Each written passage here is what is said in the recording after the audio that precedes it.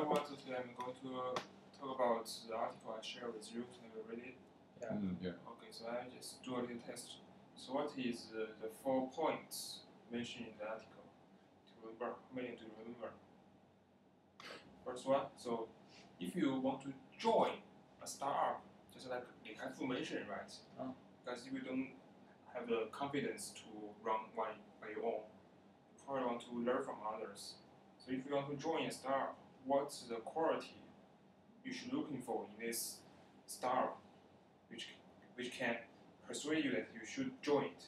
Because actually there'll be lots of startups for them to join, right? Maybe lots of them are talents, so they will make some choice between these startups, because it's also risky for them. They can have their own comfortable life, stay in a big company, have a manager position. But if they feel some push in their inner body and want to start a co-star company with you, so how you can attract them? So this is the point I want to emphasize today. And the first point is a team. Because for talent want to join a startup, so firstly you should look at the team, because this is the most immediate.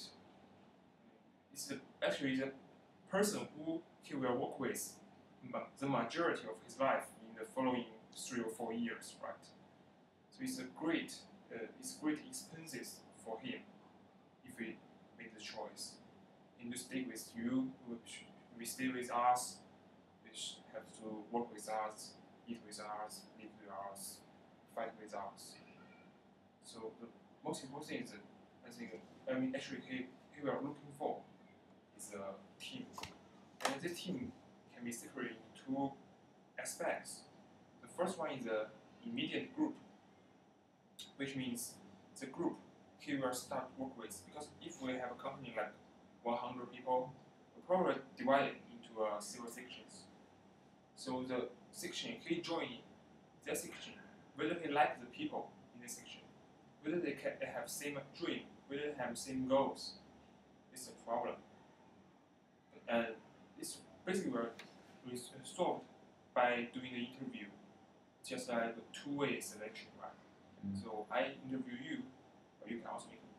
But at the same time, you also judge me by my performance, by my questions, by what I thinking, or maybe you can ask me about questions, right?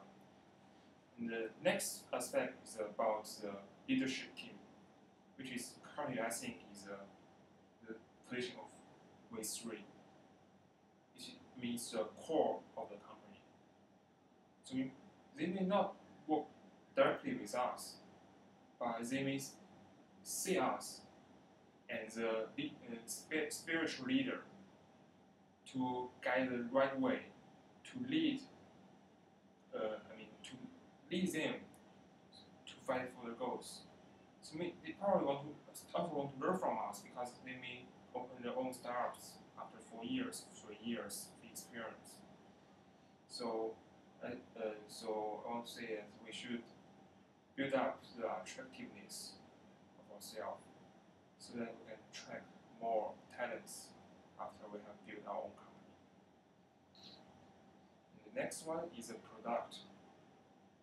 Firstly, they and both the people who want to join us and we should have the same passion about the product we are going to offer for our customer, right? And this is very obvious, but the another aspect which lots of us will ignore is that, do we have a clear vision of the involvement of our product? So how will our product change in the future? Is there any modification, beta 1, beta 2, beta 3? Do you have this project in your mind? So if you just come up with a product and satisfied with it and just try to sell it and wait for money to come in, it cannot sustain for a long time. But if you just try to develop a product and say, okay, now this company needs to add a feature, and then another company also has to add another feature, and we make development. At last, it maybe become a very big, not attractive, don't like anything product. Have no identity. It should have identity, just like you mentioned just now. So we should focus on our own goals and have a vision of it, rather than compete with our competitor, or just want to try to only satisfy with our customer. Of course, we need satisfy it, but we should have our identity. Otherwise, we just like the